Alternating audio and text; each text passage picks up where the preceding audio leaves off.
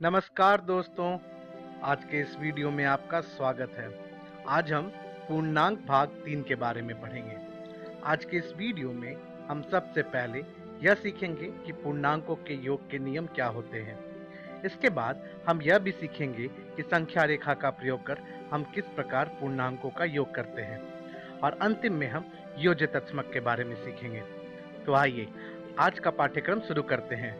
जैसा कि आपको याद होगा, मैंने आपको एक सवाल दिया था कि -2 जोड़ 5 कितना होगा। तो क्या आपने इसका उत्तर ज्ञात किया था? आइए आज हम मिलकर ज्ञात करते हैं। सबसे पहले जैसा कि यहाँ पर हमें पूर्णांक है -2, तो हम शून्य से सबसे पहले -2 पर आ जाएंगे। तो यह लीजिए, हम -2 पर आ गए। अब जैसा कि हमें जोड़ना है एक धनात्मक पूर्णांक जो कि है 5, तो हम धनात्मक पूर्णांक जोड़ने के लिए हम धनात्मक पूर्णांक की तरफ बढ़ेंगे। तो धनात्मक पूर्णांक की तरफ बढ़ने के लिए हमें ऊपर की तरफ बढ़ना होगा। तो हम ऊपर की तरफ बढ़ते हैं। तो आइए अब हम 5 कदम ऊपर की तरफ बढ़े। तो 1 2 3 4 5, तो हम आ गए 3 पर। तो हम कह सकते हैं कि -2 जोड़ 5 का उत्तर 3 होगा। था ना बड़ा ही आसान। लेकिन ऐसे सवालों को हल करने के लिए हम हर वक्त सीढ़ियां नहीं कूद सकते, है ना? तो हम इसके लिए कुछ नियम बनाते हैं। तो आइए अब हम पूर्णांकों के योग के नियम सीखें। सबसे पहले नियम में यदि हम किसी दो धनात्मक पूर्णांकों को जोड़ रहे हों या फिर किसी दो ऋणात्मक पूर्णांकों को जोड़ रहे हों, तो उनके नियम कुछ इस प्रकार होते हैं। इसे उदाहरण के तहत समझने के लिए यहाँ पे हमने दो धनात्मक पूर्णांकों को लिया है और दो ऋणात्मक पूर्णांकों को भी लेंगे।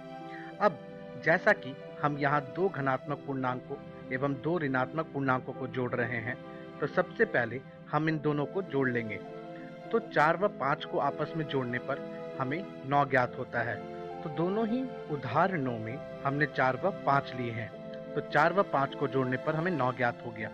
अब जो इनके चिन्ह हैं, हम उन दोनों चिन्ह को आपस में लिख लेंगे। तो धनात्मक पूर्णांकों के जोड़ के उत्तर के आगे हम प्लस का चिन्ह लगाएंगे व ऋणात्मक पूर्णांकों के उत्तर के आगे हम माइनस का चिन्ह लगाएंगे। आइए अब हम दूसरा नियम सीखें। इस नियम में यदि हम एक धनात्मक पूर्णांक को किसी दूसरे ऋणात्मक पूर्णांक से जोड़ रहे हों, तब क्या करना है यह सीखेंगे।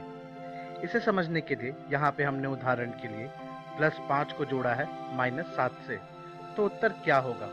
सबसे पहले मैं आपको यह बता दूं कि धनात्मक व ऋणात्मक पूर्णांकों के क्रम से कोई भी फर्क नहीं पड़ता।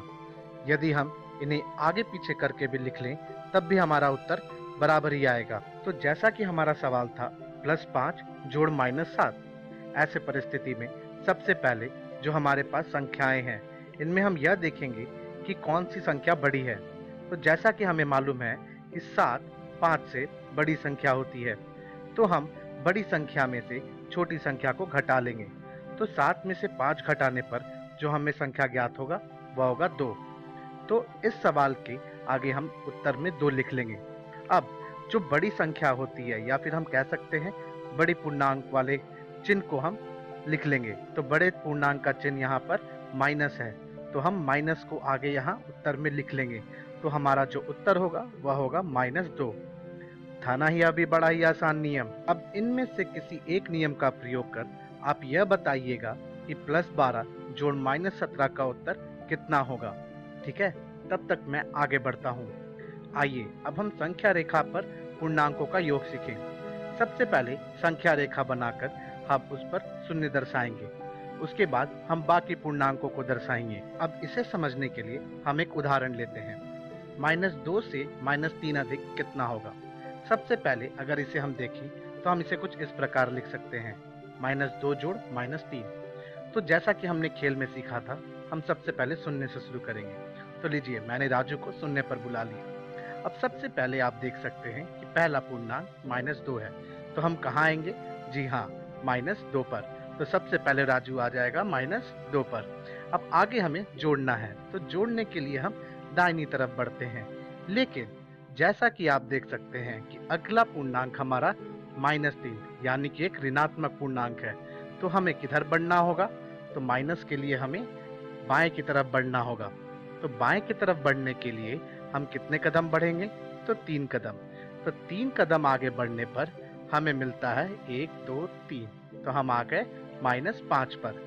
तो हम कह सकते हैं कि -2 जोड़ -3 का उत्तर -5 होगा। था ना बड़ा ही आसान।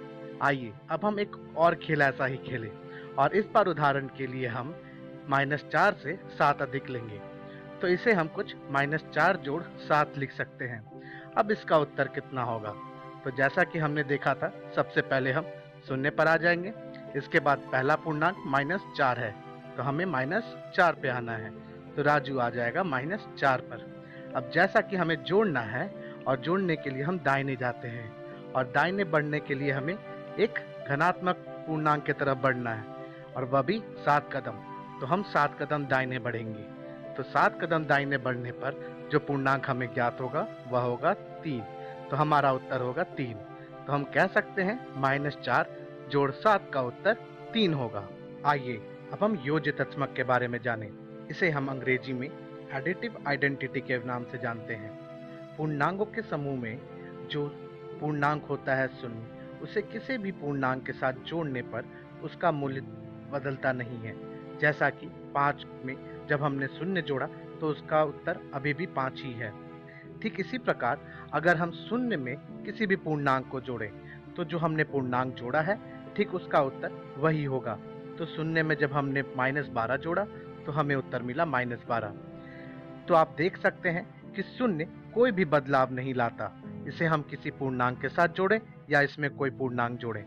ठीक इसी प्रकार अगर हम कोई और पूर्णांक जोड़ते हैं, जैसा कि -4 को जोड़ा, तो 3 में -4 को जोड़ने पर हमें -1 ज्ञात हुआ, जो कि 3 के बराबर नहीं है। और इसी प्रकार हम देख सकते हैं कि 1 में अगर हम 12 जोड़ें तो भी यहाँ पर उत्तर सामान्य नहीं है। तो हमारा उत्तर कभी भी सामान्य नहीं आ रहा।